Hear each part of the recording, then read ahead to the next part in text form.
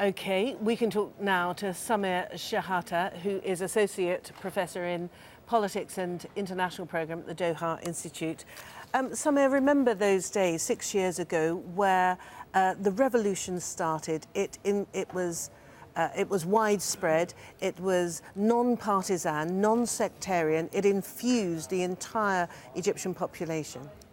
Yes, well, it captured the imagination not just of 90 million Egyptians, but throughout the Arab world and even wider.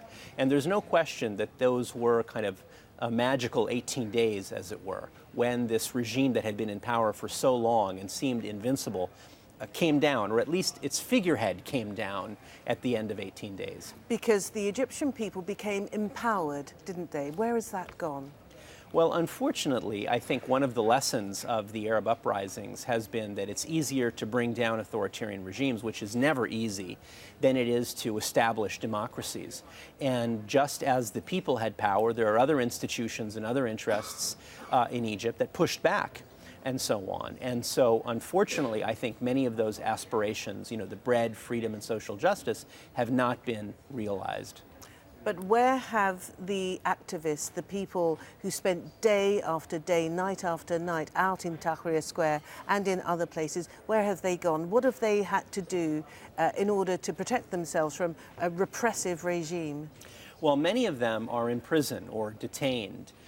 Some of them are overseas in exile. Some of them have left politics, have become disenchanted with the way things have gone. And some of them have stopped participating in active politics, maybe are online activists and so on. So, this is a difficult time politically. There's no question that there is a tremendous amount of repression, even more so, I think, than under the Mubarak regime.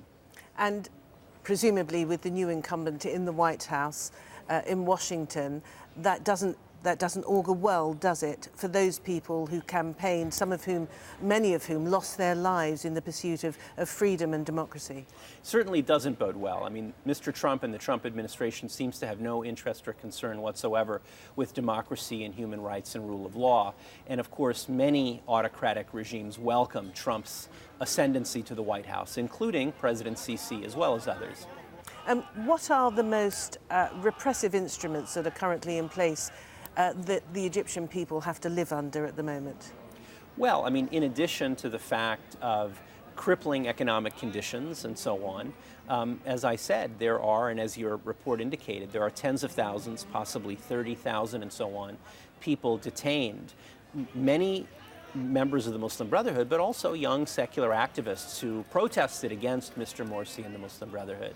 So there are those. There are also mass trials, as you know. There has been a clampdown recently on civil society organizations, and I don't need to tell you about the restricted press freedoms in Egypt. So the future in the near term doesn't look terribly bright then for Egypt? Well, it doesn't, but another lesson of the Arab uprisings is the unpredictability of events. Who would have imagined in 2011 that Ben Ali and Mubarak and Ali Abdullah Saleh and Gaddafi went down in a relatively brief period of time?